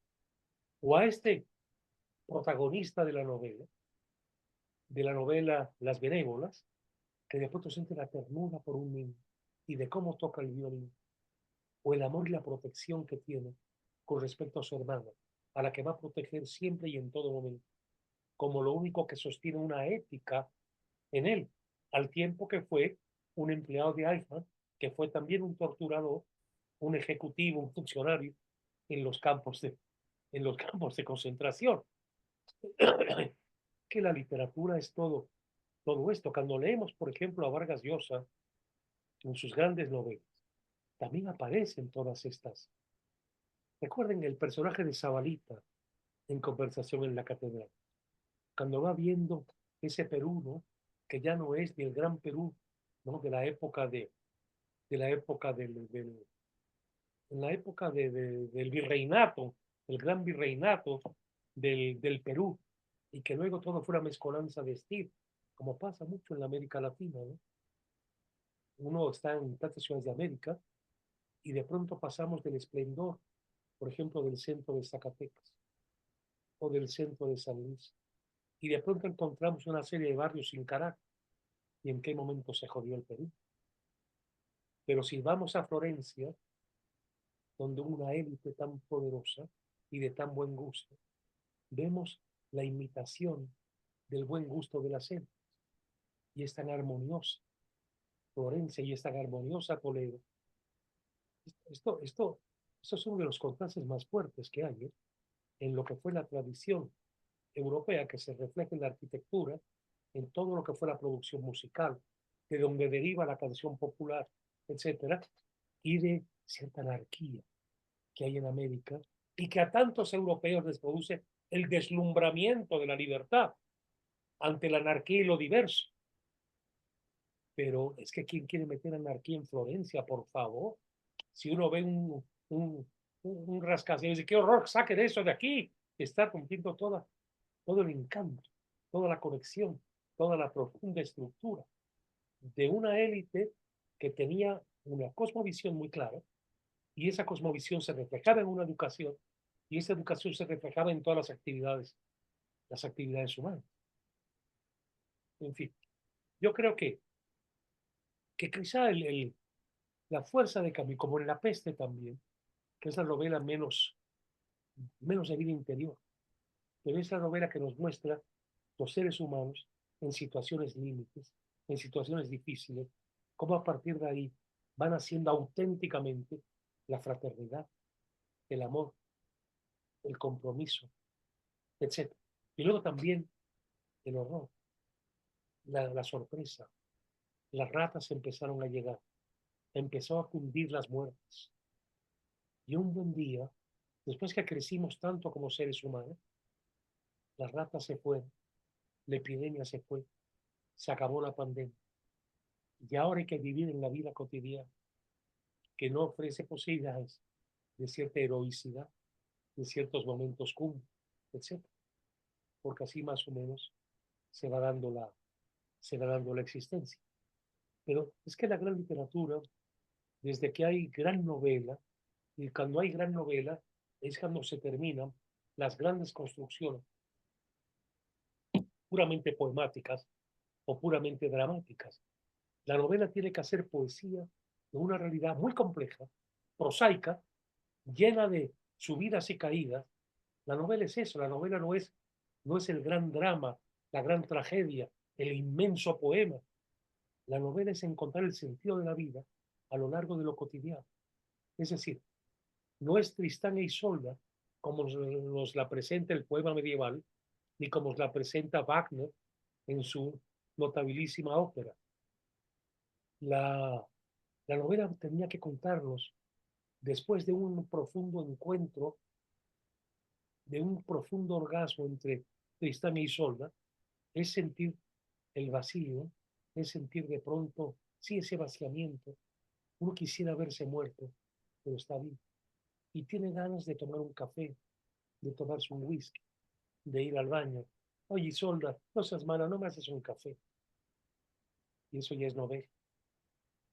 La novela tiene que trabajar y hacer poesía de lo cotidiano. Luego se acerca con el cafecito, se dan la mano, hacen silencio, se duermen un rato. Eso no aparece ni en el poema medieval ni en la ópera de Wagner, por supuesto, ¿no? Es otro género que responde a otro mundo, un mundo complejo, un mundo diverso, un mundo donde lo concreto es muy importante. Recuerden ustedes en el Quijote, cuando el Quijote llega, ahora que estamos en el Día del Libro y de la Rosa y de San Jordi y toda esta cosa catalana, cuando el Quijote llega a Barcelona, están los Juegos Florales. Y entonces habla con el organizador, Don Quijote, el personaje del Juego Floral, y, y le dice, mire usted, en, en estos libros que estamos presentando, los que han obtenido el primer premio, desconfíe, desconfíe. Si hay un segundo premio, seguramente será mejor. Y si hay un tercero, preocúpese por ese. Porque ese no tenía mecenas, no tenía apoderado, no tenía nadie que estuviera empujando el libro, y le dieron el premio pues porque la obra era buena, ¿no? Tuvieron que reconocer que la obra pues, era buena, ¿no? Pero el primer premio, cuidado, porque obedece a muchos intereses, a muchos intereses.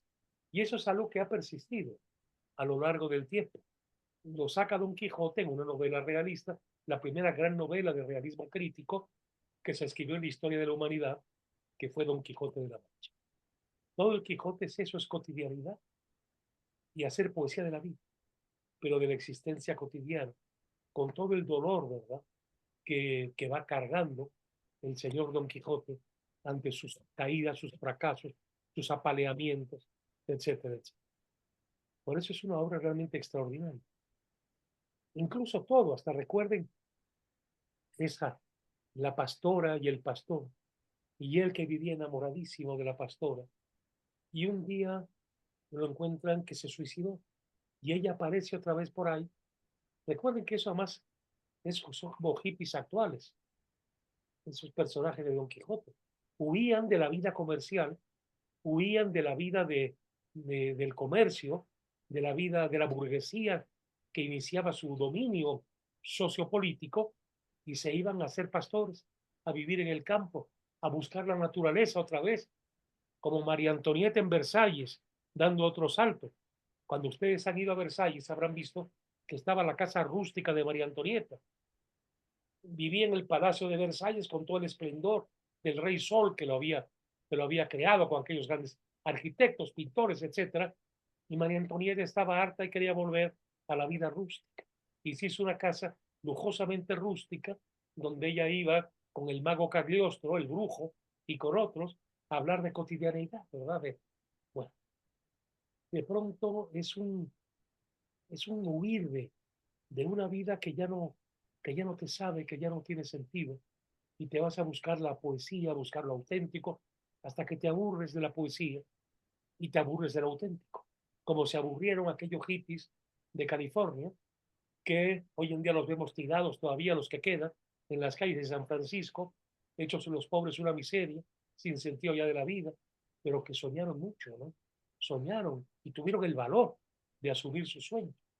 Hubo quienes dijeron, es una etapa de la vida, se transformaron, y otros que se quedaron atrapados en Woodstock o en todos aquellos fantasías de los años 60 y 70. El Quijote es eso, es hacer poesía de lo cotidiano, de lo banal, de lo ordinario y también de los propios sueños, que es una rebelión contra contra todo ese mundo. Yo creo que siempre he pensado que ahora que se habla mucho en educación de ciencia, tecnología, no, hay que volver otra vez a la educación de la sensibilidad, de la complejidad y de la diversidad, porque eso nos puede ayudar a ser un poco mejores. Y para empezar, tener más piedad de nosotros mismos también. Volviendo al Papa que acaba de morir, la misericordia. Es decir, de ser capaz de entender al otro, porque es a veces tan miserable como yo, y sueña tanto como yo, y a veces es poeta como a veces lo soy yo también, etcétera, etcétera. Bueno, todas estas cosas para mí son una de las cosas que encuentro, que vivo, cuando leo y releo La Chute, y cuando leo y releo El extranjero, y cuando leo y releo La peste, y cuando leo y releo las diversas posiciones que toma Camus frente al mundo contemporáneo. Una cosa que él tenía muy clara, y era: ningún sistema totalitario merece la pena que se le considere como un trampolín, como un paso a un mundo ya equilibrado y ya armonioso. ¿Por qué? Porque finalmente todo eso todo eso pasa por la policía, todo eso pasa por el campo de concentración, todo eso pasa por el calabozo, etcétera. Y no vale la pena, ¿no? Pero eso te hace, el verte a ti mismo, es lo que te puede llevar a interiorizar esa otra realidad mucho más profunda de alguna manera. Tú imagínate, cuando uno está oyendo, cuando uno es sometido también, en el mejor de los sentidos, expuesto, digamos, es palabra más precisa para esto, a la gran música. Oye, la música de Schubert es la poesía de la tristeza. Schubert siempre es triste. Aún en el quinteto La Trucha, que es tan aparentemente alegre, síganlo bien, es melancólico. Schubert es triste. La tristeza marca la poesía de Schubert. Beethoven de pronto es grandioso. Es el destino, es la tragedia que se cierne sobre alguien. Y Beethoven es también de pronto el lirismo, el hombre que quiso ser amado y que no lo fue tanto. El hombre que temblaba con Elisa, el hombre que sentía su soledad, que no tenía el encanto que tenían otros, que le sentía la envidia también. Mozart es el prodigio, que puede ser muy cruel.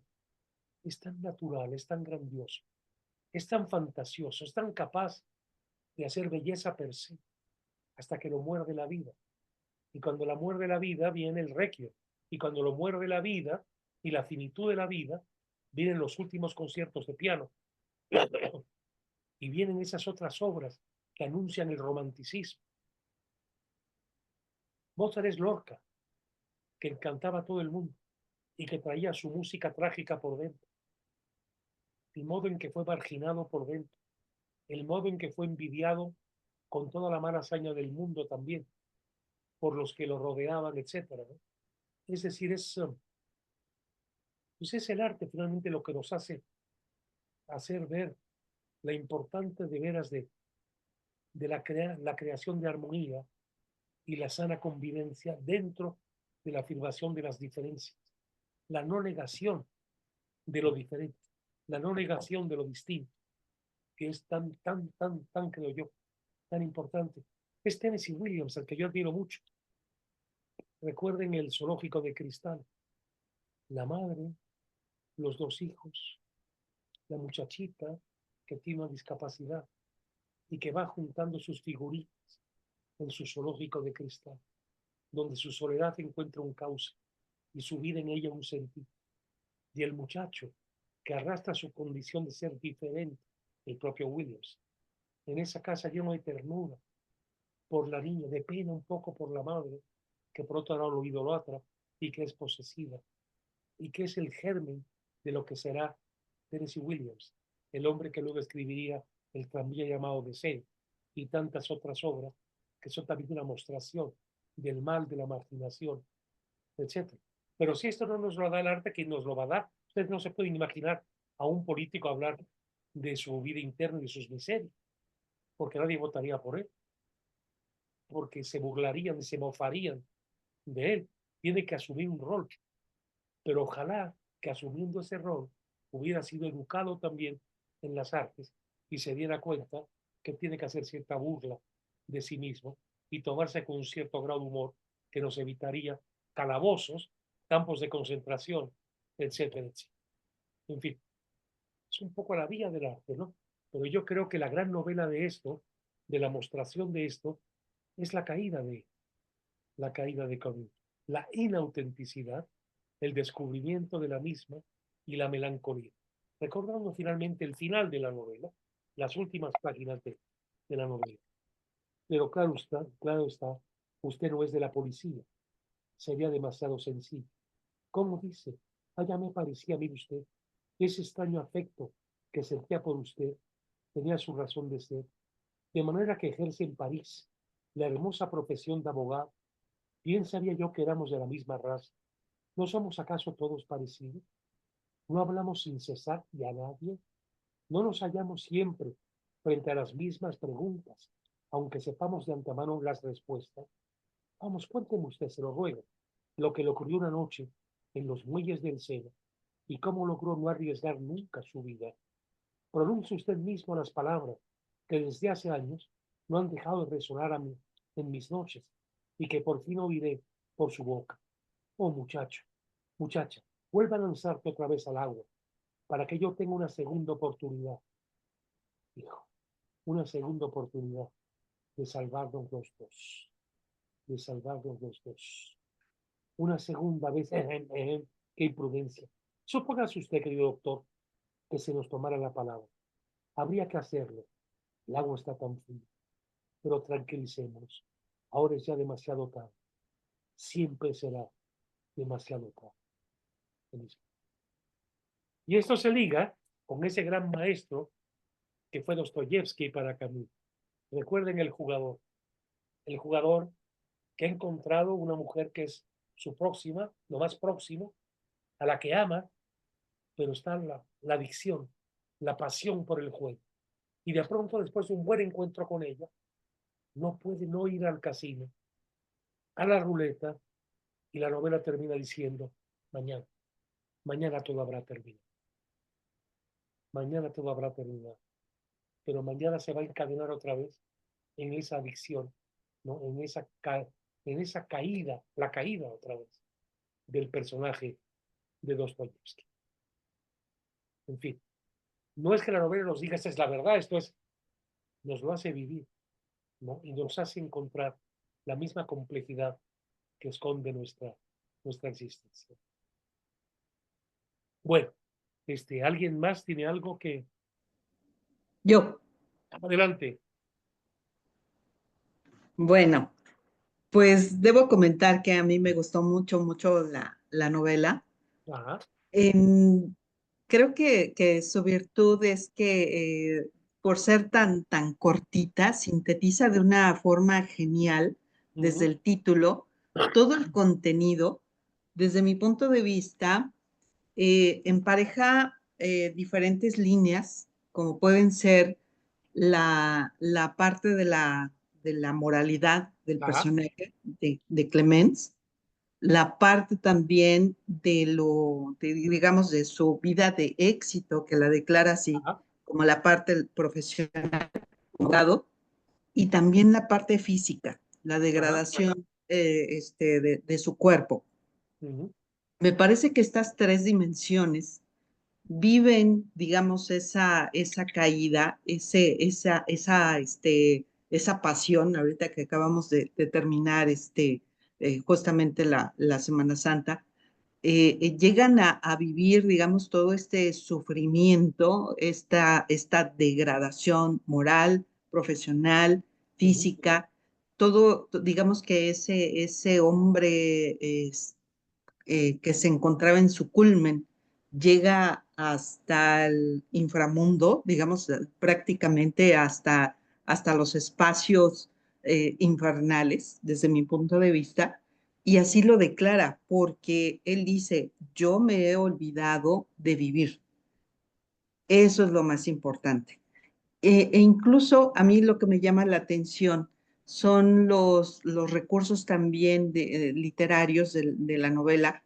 Personalmente nunca me había pues encontrado un libro, una novela en la que se interpelara al lector de una forma tan drástica, tan dramática desde las primeras y hasta las últimas frases, donde yo me sentí interpelada por el personaje, me sentí involucrada en cada una de las frases, en cada una de las narrativas.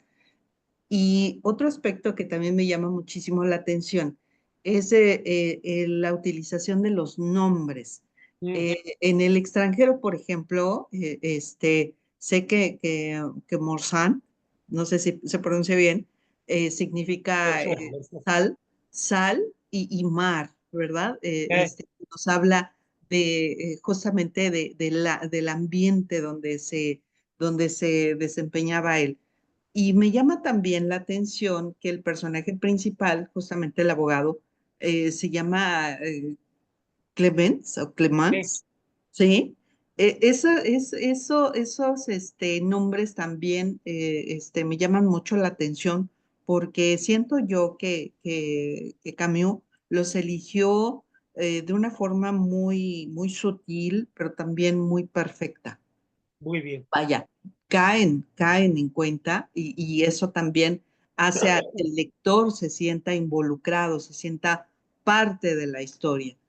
Eh, este, Finalmente, otro de los recursos que también me llama muchísimo la atención es cómo él contrapone lo que él considera que es, él dice que es un juez penitente, Bien, y al mismo tiempo dice, bueno, yo pongo la ley, pero sufre esa pasión, sufre la pena, sufre el dolor, sufre la miseria humana, sufre, digamos, hasta ya la cuestión económica también la sufre.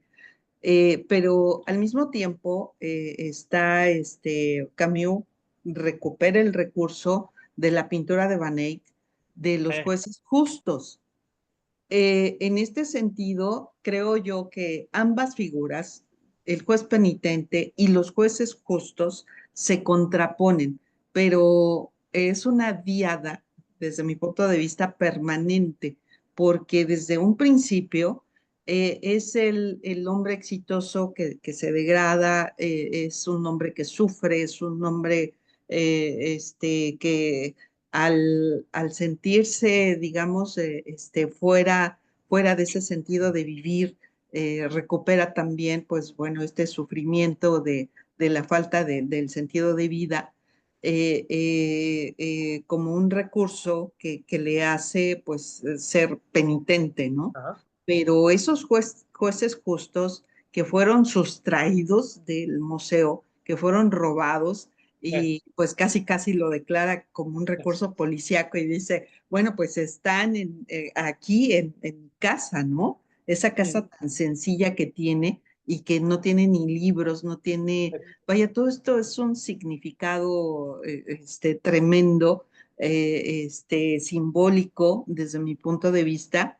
Pero finalmente, también lo que me llama muchísimo la atención, como dice Ajejas, en esta novela justamente Camus lo que declara, pues esa búsqueda de Dios, esa búsqueda del religiare, de la religión, de los lazos, de establecer nuevamente los lazos con Dios, es cuando cita pues dos partes del Evangelio, una donde Cristo pues no juzga a la mujer adúltera y le dice, no peques más y vete, Ajá. ¿sí? Esa es una. Y la otra, cuando también recupera de los evangelios, pues esta matanza de los inocentes y dice, seguramente, esto para mí fue muy duro, cuando dice, seguramente Jesucristo sabía que a él por salvarle la vida a sus padres, María y José, tuvieron que ser asesinados los niños inocentes, niños entre 1 y 3 años que mandó a asesinar Herodes. Y seguramente que esto lo tuvo muy presente, lo sabía porque era Dios y lo sufrió. Entonces, digo, todo esto que he comentado desde mi punto de vista hacen la obra justo en esa dimensión, la caída de la naturaleza humana, la caída del hombre imperfecto, la caída también de un hombre sufriente que abandonó el paraíso, que abandonó la plenitud, que abandonó la perfección por el defecto. Y por eso dice, al final, esto no ha terminado, continúa, ¿verdad? Una lectura muy profunda, muy profunda. Y piensa también, remontándonos a la escritura de la Biblia, de Caín y Abel, Ujú. porque es tremenda, ¿eh? Tremenda. Caín no era un mal tipo, no le daba a Dios lo mejor de las cosechas, porque mucho las había sudado, pero le daba y daba gracias. Pero no era encantador como Abel. Abel todos lo querían, y tan naturalmente, y sin hacerse mayor esfuerzo, las mejores ovejas las ofrecía en sacrificio. Era tan naturalmente querido. Y el otro no, seguramente no era el niño de papá ni de mamá, ¿no? ¿Y qué vas a hacer? ¿Qué vas a hacer? Ahí está el nacimiento del resentimiento.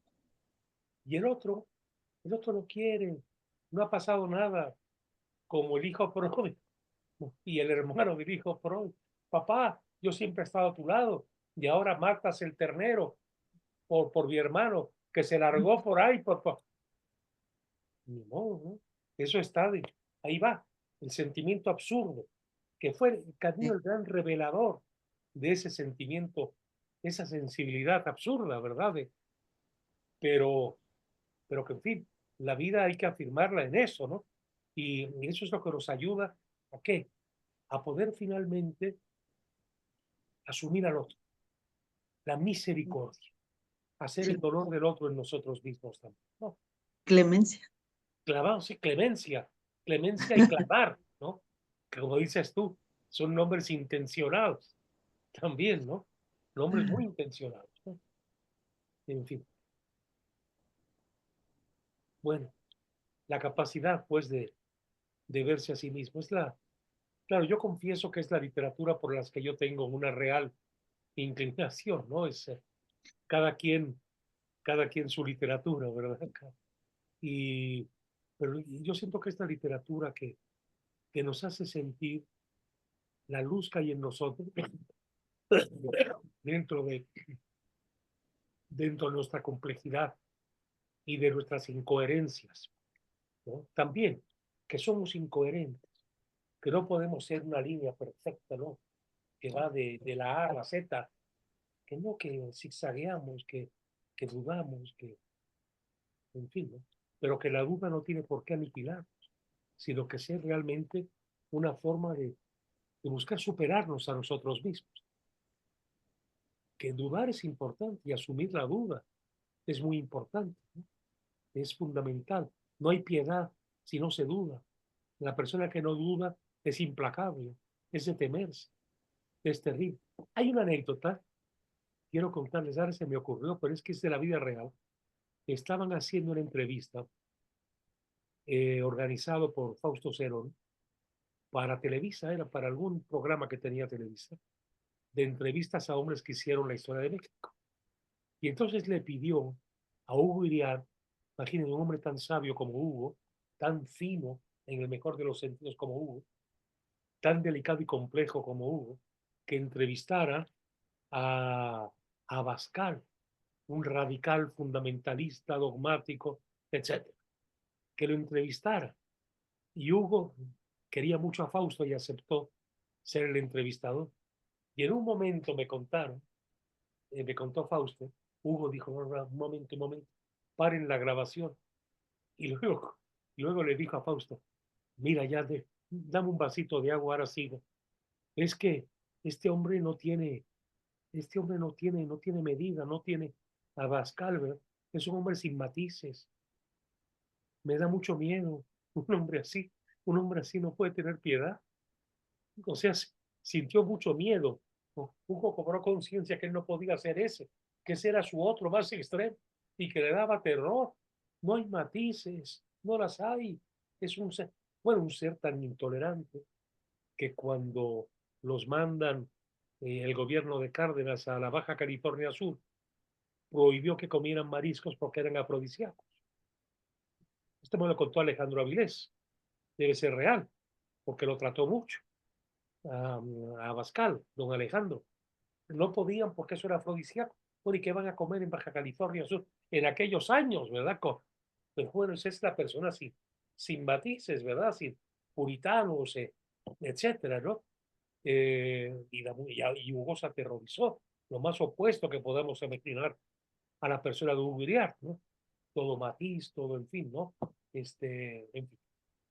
Es tremendo esta falta de misericordia en el fondo, de acoger al otro, de entrar en el otro, de renunciar a ti mismo y a tus dogmas, ¿eh? Te convierte muy fácilmente en un asesino, ¿verdad? Por la buena causa, diga, pero un asesino al fin. Terrible todo aquí, tremendo todo. Pero bueno, la semana próxima no hay sesión, pero en la penúltima les voy a pedir la lectura del capítulo que se llama El hombre rebelde, en El hombre rebelde, ¿no? Para de alguna forma cerrar esto y ya en la última será una exposición, ¿no?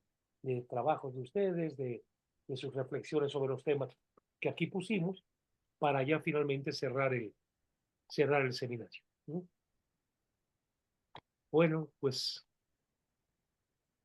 si alguien no tiene más que decir, nos vamos despidiendo por hoy, ¿sí? Perfecto. Muchas gracias, Paco. Gracias a ustedes. Gracias. Descanse, buenas noches. Buenas noches, gracias. Buenas noches. Gracias. Saludos a todos. Buenas noches, hasta mañana. Buenas luego. noches. De los que a son todos. taurinos, yo no voy a ir el 25 a Tlaxcala como pensaba, porque la ganadería de Teófilo Gómez no me gusta nada. Pero ese muchacho, Juan Ortega, qué bien torea. Torea como decía la primera mujer de Kurt Romero, cuando estaba enamoradísima de él, torea como Los Ángeles. Bueno, eso siento yo que tiene Juan Ortega, pero no doy ninguna seguridad a los toritos de Teófilo, que suelen ser demasiado suaves. Para mi gusto, yo pensaba ver toros de Zacatepeco, toros de Rancho Seco, toros con más raza, con más... Y eso me hace, soy muy torista, entonces eso me da poco interés de ir, pero vale la pena siempre ver a Juan Ortega. Y el Payo es buen torero también, ¿no? Y la plaza es preciosa, ¿qué más quieres? Bellísima, solo por ver el convento de San Francisco, que es una de las maravillas, ¿verdad? Ya De con aquel- eso.